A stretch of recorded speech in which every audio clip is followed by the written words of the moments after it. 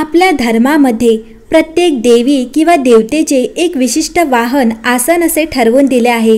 प्रत्येकाचे वाहन असलेले प्राणी वेगवेगळे आहेत। श्री गणेशाचे वाहन उंदीर, तर शंकराचे नंदी, विष्णूचे गरुड, देवीच्या भागात तेथील वाहन कधी वाघ, कधी सिंह, कधी मगर, तसंच प्रत्येकाचे आसनही वेगवेगळे आहे।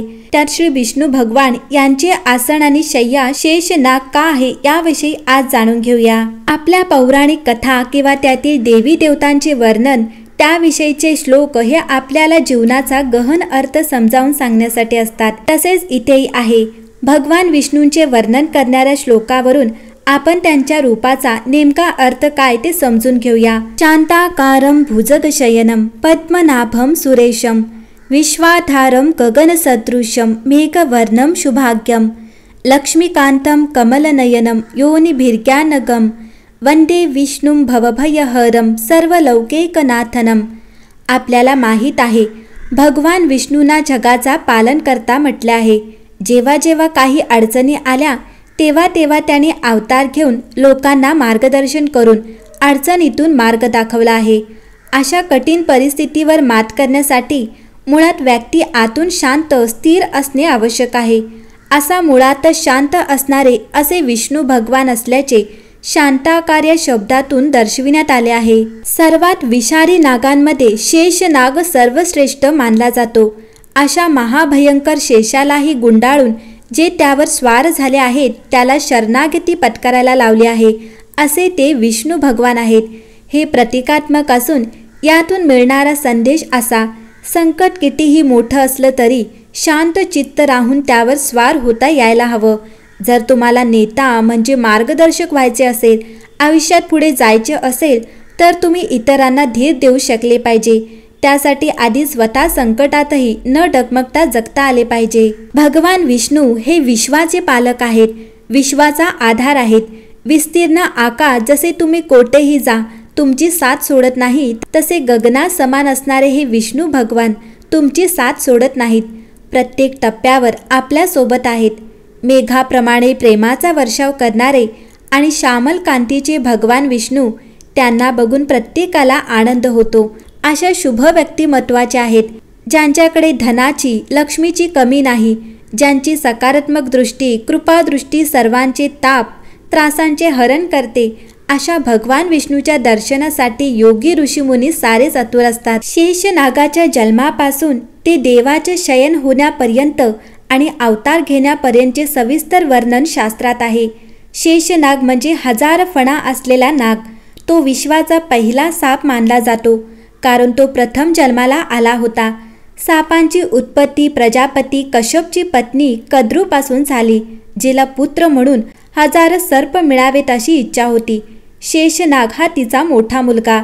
शेषनागाची कथा अशी आहे, ब्रह्माजीचा मानसपुत्र प्रजापती कश्यप याला 2 बायका होत्या, एक कद्रू आणि दुसरी विंता।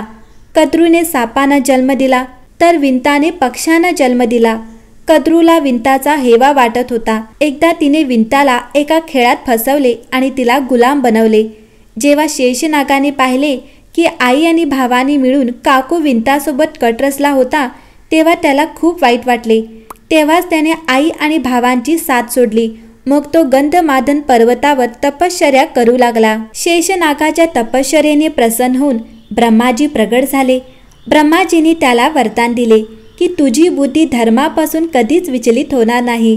नंतर शेषनाग क्षीरसागर येथे पोचला। तेथे त्याने भगवान विष्णूच्या शय्येची सेवा घेतली। भगवान शेषनागाला म्हणाले, पृथ्वी सतत फिरत राहते, म्हणून ते आपल्या फणावर अशा प्रकारे घाल की ती स्थिर होईल। तेव्हापासून शेषनाग पृथ्वीचे वजन वाहून नेत असल्याचे सांगितले जाते। शेषनाग हा 1000 फणा असलेला साप आहे। त्यांना कद्रूनंदन, अनंत, आदेश, कश्यप इत्यादी नावानेही ओळखले जाते। वासुकी, तक्षक, कालिया, शंख, महापद्म, पद्म, कर्कोटक, धनंजय इत्यादींसह इतर अनेक सापांचेही शास्त्रात वर्णन आहे। हे सर्वजण शेषनागाचे लहान भाऊ आहेत। शेषनागाचे भगवान विष्णूसोबत अनेक अवतार घेतले। महाभारतानुसार शेषनाग त्रेतायुगात लक्ष्मण आणि नंतर द्वापरामध्ये बलरामजी म्हणून अवतरले होते।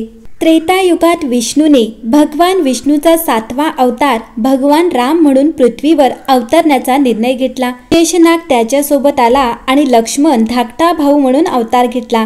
ते अक्षरशः अविभाज्य होते। लक्ष्मण हा धाकटा भाऊ होता आणि म्हणून त्याला त्याचा मोठा भाऊ भगवान राम यांनी दिलेल्या प्रत्येक आज्ञेचे पालन करावे लागले। लक्ष्मणाने हे कार्य सुंदरपणे पार पाडले आणि भगवान रामावरील त्याचा दृढ भक्तीबद्दल त्याचे कौतुक केले जाते। लक्ष्मणाच्या अवतारात शेषनागाने भगवंताची अखंड सेवा केली आणि त्याला विपुल कृपा प्राप्त झाली।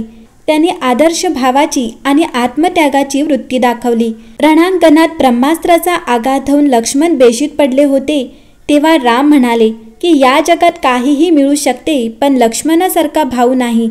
दोघांमधील प्रेम आणि भक्ती अशीच होती। शेषनागाचा बलरामाचा अवतार। बलराम हे वासुदेव आणि देवकी यांचे पुत्र होते। ते भगवान श्रीकृष्णाचे थोरले भाऊ होते।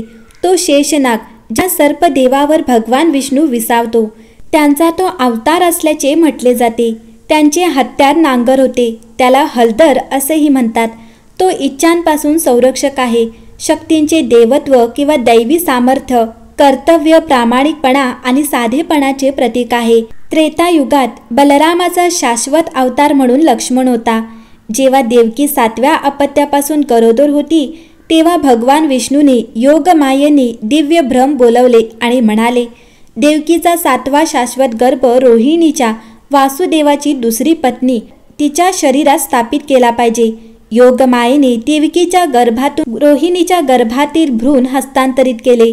कंसाला त्याच्या जन्माच्या वेळी मारले जाऊ नये म्हणून हे केले गेले। देवकीच्या 8व्या मुलाने कंसाला मारायचे ठरवले होते आणि कोणतीही शक्यता न घेता तो देवकीच्या जन्मलेल्या सर्व पुत्रांचा वध घेत होता। रोहिणी गरोदर राहिली आणि 9 महिन्यानंतर बलरामाच्या रूपात अनंत अवतार झाला। देवकीचे 7वे अपत्य मरण पावल्याची माहिती कंसाला मिळाली। नंदबाबाच्या घरी बलरामाची वाढ होत होती। 1 वर्षानंतर कृष्णाचा जन्म झाला। ते दोघेही सुंदर आणि आकर्षक होते। ऋषी गर्ग नामकरण समारंभाच्या वेळी म्हणाले होते की या मुलामध्ये असीम शक्ती असेल, म्हणूनच त्यांना बलराम म्हणतात। देवकीपासून रोहिणीच्या गर्भात आणल्यामुळे ते भगवान शंकर सन म्हणजे नांगरणे म्हणून ओळखले जाऊ लागले आणि त्यांच्या सामर्थ्यामुळे ते भगवान बलराम म्हणून ओळखले जातात। तो इतका सामर्थ्यवान होता की त्याने एकट्याने अगदी कोवळ्या वयात गाढवाच्या रूपात आलेल्या असुर धेनुका या महान राक्षसाचा वध केला।